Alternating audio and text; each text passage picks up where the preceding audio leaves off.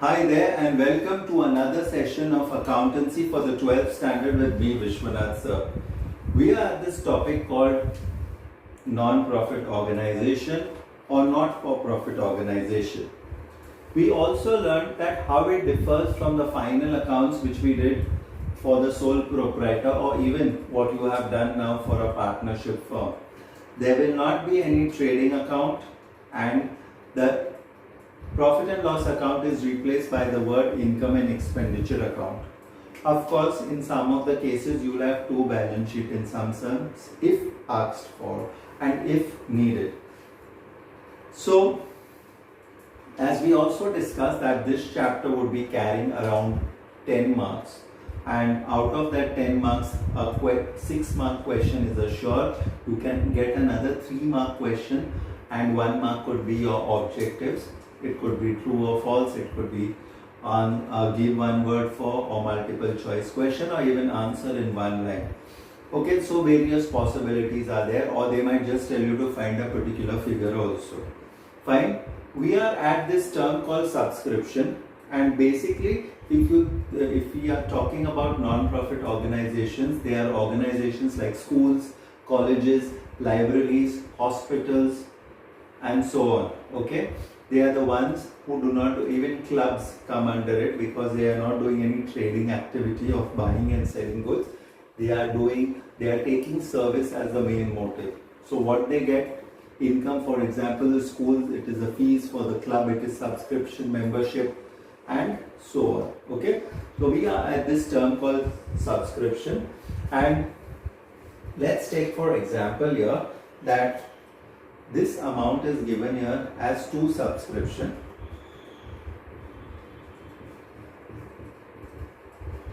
and they have given 3 years figures, 2016, 2017, so it could be 16, 17, 17, 18 and 2018, 19. Okay. Now this is given as rupees 3,000. This is given as 25,000 and this is given as 4,200, and the total of this is given as 32,200. Okay, 32,200. Now also given in the adjustment is, one of the adjustments which they have given is that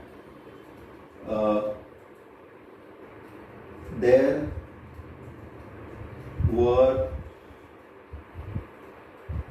3,000 members, each paying rupees 10 per year. Okay, each paying 10 per year or 10 per annum.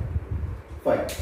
So we are given figures of 3 years here, and the current year which we are right now dealing is 2017-18. So remember one thing is that always your middle year is considered to be the current year. What is this? This is the middle year, so it is the current year. Okay, and this is the previous year. This is the previous year, and this is the next year. So these things should be kept in mind because we only take into consideration what is there of the current year. Okay, understood? So let us take and see how we are dealing with this particular item. So we are preparing our income and expenditure account. Okay, this is your income and expenditure account, where on the debit side is your expenses and credit side is your income. So this to subscription will come in your income side, in your income and expenditure side as by subscription. Okay.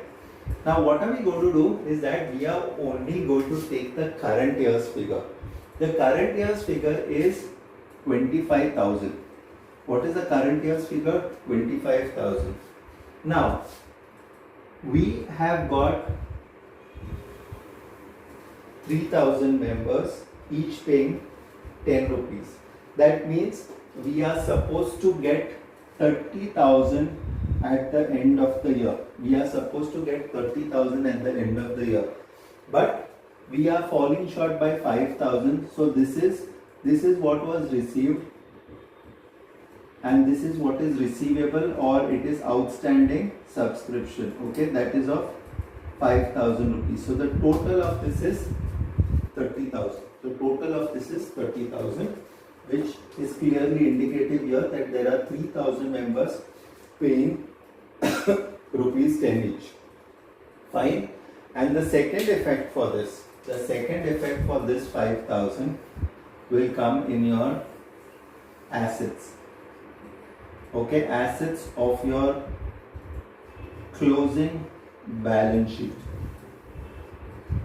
Okay, it will come in the assets of the closing balance sheet, and this will come as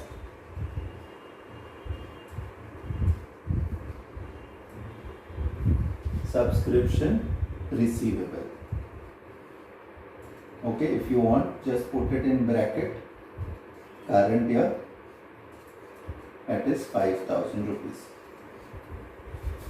Okay, also your 4,200 which is there will come in your liabilities. Okay, it will come in your liabilities because that is not the income pertaining to this particular year.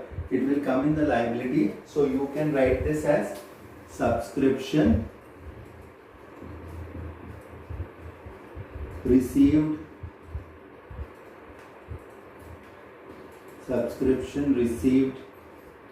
in advance. Okay, subscription received in advance. So this, you will put this figure here as 4,200 rupees. Okay,